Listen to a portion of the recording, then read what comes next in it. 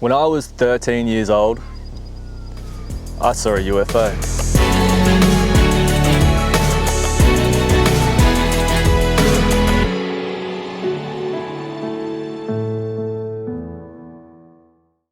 I was at a sleepover at my friend's house in Mapleton, Queensland.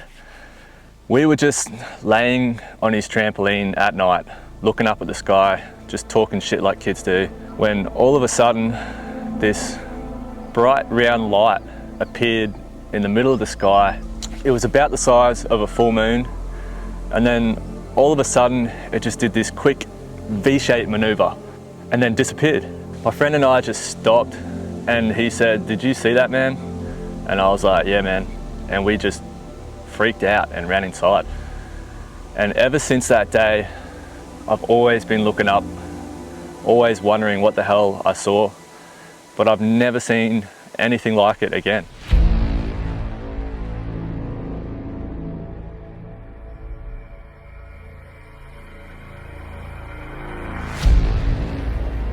I've always been fascinated by the stories of UFO sightings, and there's a few that have always stood out to me, like the landing of a UFO witnessed by school children in Zimbabwe in 1994.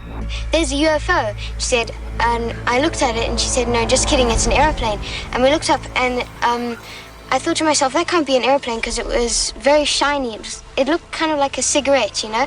It was a long thing, and then on the end it was all shiny. And the footage from US fighter pilots, which was recently confirmed as legit from the Pentagon.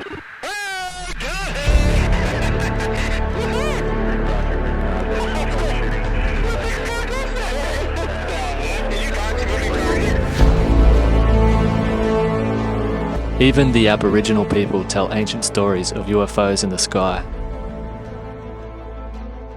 I'm on my way to a location about 40 k's out of Emerald. This location was given to me by someone who had an alleged UFO sighting out there back in March of 2022. This guy wants to remain anonymous, but he's given me the exact location of the sighting.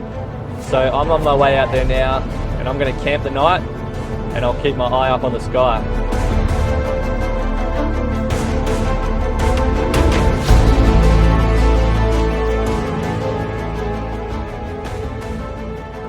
Now, I don't plan to make another travel blog video channel.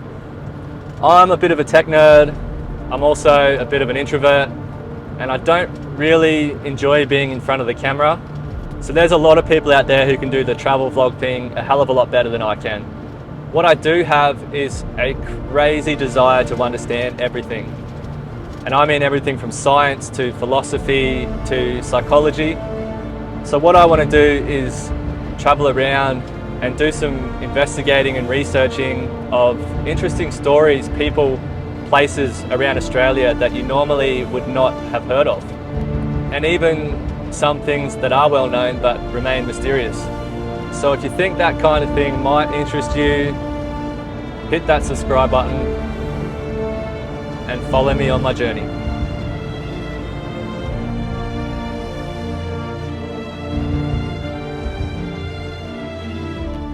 This was my first night camping alone in such an isolated location, and I gotta say, it was kinda eerie. But that's what I'm looking for. Part of this adventure is to really push myself outside my comfort zone to actually seek discomfort. Out here, I'm not scared of wildlife or Mother Nature or even supernatural phenomena. The only thing to really be scared of out here is fellow humans. It's extremely unlikely I'm going to encounter an ill-minded person who wants to do me harm out here. And even if that did happen, I'm well prepared to put up a decent fight. But still, there was just a really uneasy feeling out here through most of the night.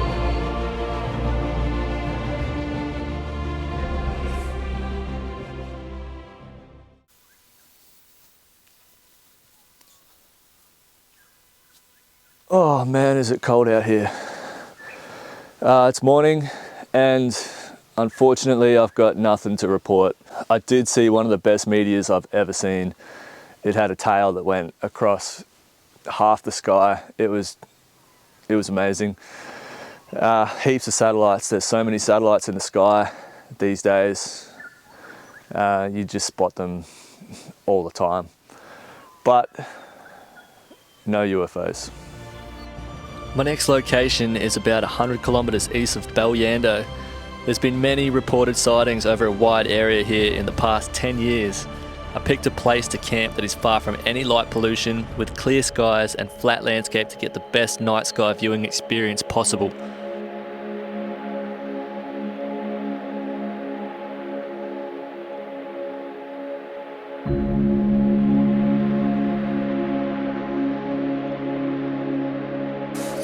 Oh man, it's cold this morning. Last night I had all the pillows and blankets out in the hammock next to the fire because there's so many stars out, and it was fucking awesome. Unfortunately, no unusual activity to report, but fuck, it was amazing. I'm just gonna lay here until it warms up. It's only recently that mankind has discovered the unbelievable vastness of the universe.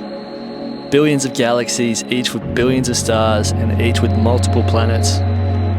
The sheer magnitude of existence itself is astonishing. Now, I don't know if what I saw was from another world.